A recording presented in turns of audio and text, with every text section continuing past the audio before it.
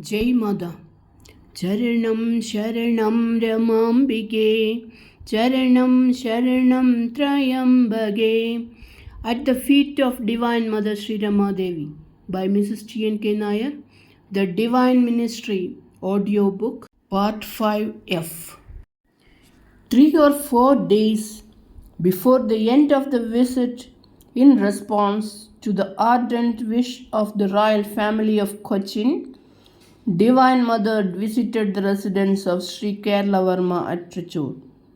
He was an esteemed personage, a great devotee and learned.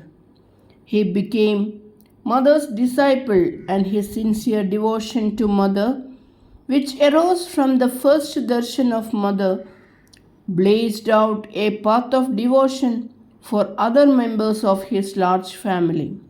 The fervor of their devotion was such that they transferred to Mother the love and worship which their family deity had alone commanded. From the palaces in Tripunitra near Ernakulam, devotees of varying ages had hastened to Trichur to pay obeisance to Mother. A grand reception was given to Mother. Mother was greeted with the full-throated joyous chanting of Narayana Nama. Flowers were showered on Mother. Their devotional fervor evoked in Mother the grand majesty of the bhava of Mahavishnu. In that godly bhava, Mother received Pada Abhisheka and Puja. From all throats rose supplicatory prayers.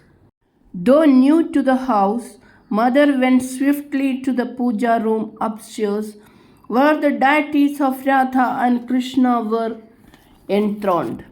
Sri Kerala and family sang a beautiful song composed for Mother's visit about Radha Krishna, Vrindavan, and Gopi Prema.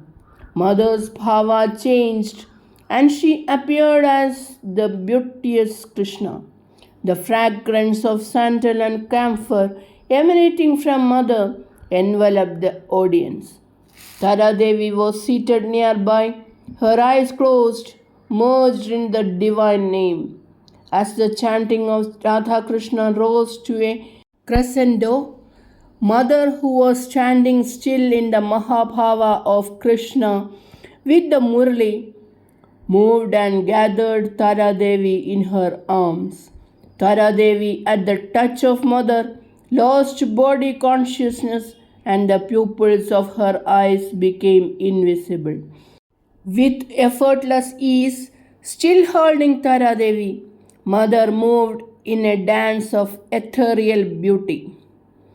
It was an entrancing picture of Radha Krishna and all the Leelas of Krishna that we had heard and read were enacted before us. Some time passed, and Mother came to partial consciousness. She placed Tara Devi, who was still in Samadhi, gently to one side.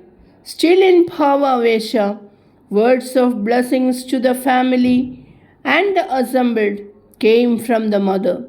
In Bhava Vesha, the divine stands self-revealed, accepting worship and bestowing boons. Mother distributed as prasad puffed rice. Butter had been placed as an offering to Krishna, and great was their desire that Mother should partake of it. Made captive by their devotion, Mother began to eat the offered butter. Time passed unnoticed. Songs and the divine name continued to vibrate in the room. Suddenly, Mother, still in bhava, entered the tiny shrine. It is an enigma. Still, how Mother entered the shrine without upsetting numerous idols and deepams. Actually, at that moment, Mother's figure appeared smaller. With a gesture of prema, Mother placed her hands on the idol of Krishna. At the divine touch, the idol pulsated with life and began to tremble. The long lotus eyes of the idol moved thrice.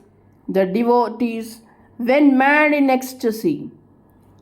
They were bowing, weeping, and praying for mercy to the divine.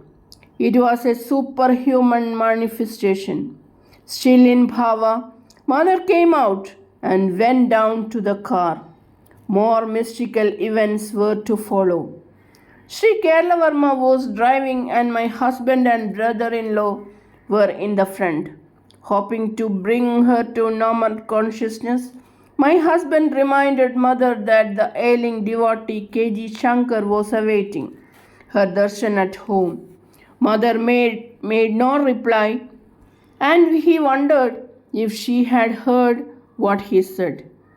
The car arrived near the steps of the house and stopped. My husband hastened to open the car door. Mother got down and suddenly holding out her palms said, "Here is milk, prasad for Shankar."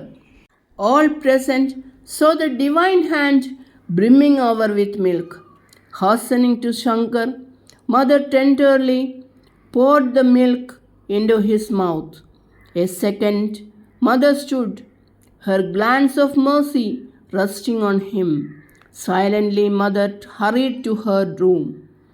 All stood around, awestruck. Drops of milk had fallen on the ground, and many touched and tasted it as divine nectar. As for Shankar, he was not conscious of the world around. Later, he told my husband that as Mother came towards him, he was granted the marvelous revelation of his chosen deity, Krishna, approaching him. From that moment, all bitterness about his illness left him, and a great peace entered his heart, never to leave him. Here it must be understood that Mother never showed occult powers or performed miracles, but at times, in the plenitude of her mercy, such happenings have occurred as a descent of grace to devoted hearts. During that visit to Trichur, Mother's spiritual ministry and mercy flowed in diverse ways. The Cochin royal family, whose family deity was Mahavishnu, flocked to her, and many became her disciples. In Kerala, there are the ancient Nambudiri families, descendants of Adi Shankara and custodians of Vedic culture and learning. In those days, the ladies of the Nambudiri families rarely came out to mingle with others. They led a most secluded life and were noted for their piety and bhakti as well as for their knowledge of Puranas and Shastras. As news of Mother and her divine attributes spread, these ladies were attracted like the gopis of yore, and setting aside their tradition and reticence, they flocked to our house. They came in groups of 40 or more, walking great distances, their heads covered with palm umbrellas so that their faces were concealed, and accompanied by their maid servants to help and guide them. Some came by train from distant districts. They generally came at noon when the crowd was absent, and I usually took them by the back stairs to the big halls upstairs. Some stayed the night and went away early in the next morning. They were not supposed to take food from our houses by tradition, but in their great joy at being in the same house as Mother, they took the fruits and water we offered as Mahaprasad.